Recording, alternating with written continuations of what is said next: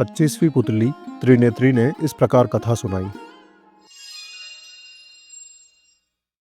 राजा विक्रमादित्य अपनी प्रजा के सुख दुख का पता लगाने के लिए कभी कभी वेश बदलकर घुमा करते थे तथा खुद सारी समस्या का पता लगाकर निदान करते थे। उनके राज्य में एक दरिद्र ब्राह्मण और भाट रहते थे। वे दोनों अपने कष्ट अपने तक ही सीमित रखते हुए जीवन यापन कर रहे थे तथा कभी किसी के प्रति कोई शिकायत नहीं रखते थे। वे अपनी गरीबी को अपना प्रारब्ध समझकर सदा खुश रहते थे तथा सीमित आय से संतुष्ट थे। सब कुछ ठीक चल रहा था, मगर जब भाट की बेटी विवाह योग्य हुई तो भाट की पत्नी को उसके विवाह की चिंता सताने लगी। उसने अपने पति से कहा कि वे पुश्तैनी पेशे से जो कमा कर लाता है उससे दैनिक खर्च तो आराम से चल जाता है, मगर बेटी के विवाह के लिए कुछ भी नहीं बच पाता है।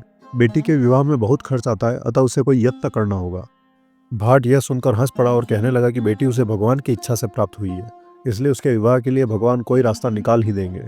अगर ऐसा नहीं होता तो हर दंपति को केवल पुत्र की ही प्राप्ति होती या कोई दंपति संतानहीन न रहता। सब ईश्वर की इच्छा से ही होता है। दिन बीतते गए पर भाट की बेटी के विवाह में खर्च लायक धन नहीं मिल सका। उसकी पत्नी अब दुखी रहने लगी।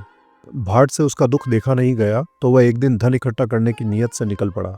कई राज्यों का भ्रमण कर उसने सैकड़ों राज्य अधिकारियों तथा बड़े बड़े सेठों को हंसाकर उनका मनोरंजन किया तथा उनकी प्रशंसा में गीत गाए। खुश होकर उन लोगों ने जो पुरस्कार दिए उससे बेटी के विवाह लायक धन हो गया। जब वह सारा धन लेकर लौट रहा था तो रास्ते में न जाने चोरों को कैसे उसके धन की भनक लग गई और उन्होंने सारा धन लूट लिया। वह जब लौटकर आया तब उसकी पत्नी को आशा थी कि वह ब्याह के लिए उचित धन लाया होगा। भाट ने अपनी पत्नी से कहा, तुम्हारे बार बार कहने पर मैं विवाह के लिए धन अर्जित करने के लिए कई प्रदेश गया और तरह तरह के लोगों से मिला। लोगों से पर्याप्त धन भी एकत्र कर लाया, पर भगवान को उस धन से उसकी बेटी का विवाह होना मंजूर नहीं था।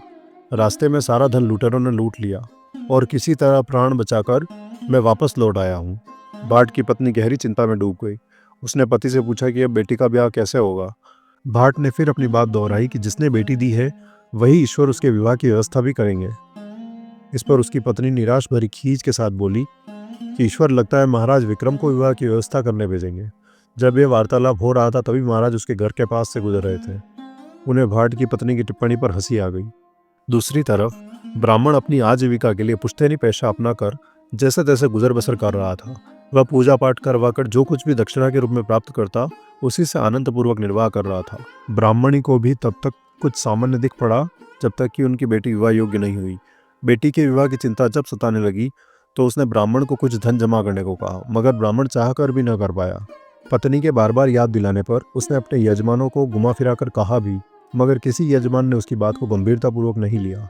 एक दिन ब्राह्मणी तंग आकर बोली कि विवाह खर्च महाराजा विक्रमादित्य से मांग कर देखो, क्योंकि अब और कोई विकल्प नहीं है, कन्यादान तो करना ही है। ब्राह्मण ने कहा कि वो महाराज के पास जरूर जाएगा, महाराज धन दान करेंगे तो सारी व्यवस्था हो जाएगी। उसकी भी पत्नी के साथ पूरी बातचीत विक्रम ने सुन ली, क्योंकि उसी समय वे उसके घर के पास से गुजर रहे थे। सुबह में उन्होंने सिपाहियों को भेजा और भाट तथा ब्राह्मण दोनों को दरबार बुलवाया। विक्रमादित्य ने अपने हाथों से भाट को 10 लाख स्वर्ण मुद्राएं दान की, फिर ब्राह्मण को राजकोष से कुछ 100 मुद्राएं दिलवा दी। वे दोनों अति प्रसन्न हो वहां से विदा हो गए। जब वे चले गए तो एक दरबारी ने महाराज से कुछ कहने की अनुमति मांगी। उसने जिज्ञासा की कि भाट और ब्राह्मण दोनों कन्यादान के लिए धन चाहते थे, तो महाराज ने पक्षपात क्यों किया? भाट को 10 लाख और ब्राह्मण को सिर्फ कुछ 100 स्वर्ण मुद्राएं। विक्रम ने जवाब दिया कि भाट धन के लिए उनके आश्रय पर नहीं बैठा था, वह ईश्वर से आस लगाए बैठा था। ईश्वर लोगों को कुछ भी दे सकते हैं, इसलिए उन्होंने उसे ईश्वर का प्रतिनिधि बनकर अप्रत्याशित दान दिया। जबकि ब्राह्मण कुलीन वंश का होते हुए भी ईश्वर में पूरी आस्था नहीं रखता था, वह उनसे सहायता की अपेक्षा रखता था। राजा भी आम मनुष्य है, ईश्वर का स्थान नहीं ले सकता। उन्होंने उसे उतना ही धन दिया जितने में विवाह अच्छी तरह संपन्न हो जाए। राजा का ऐसा गूढ़ उत्तर सुनकर दरबारी ने मन ही मन उनकी प्रशंसा की तथा चुप हो गया। तो इस प्रकार 25वीं पुतली त्रिनेत्री ने अपनी कथा सुनाई और सिंहासन में समा गई, और राजा भोज आज भी सिंहासन पर नहीं बैठ पाए।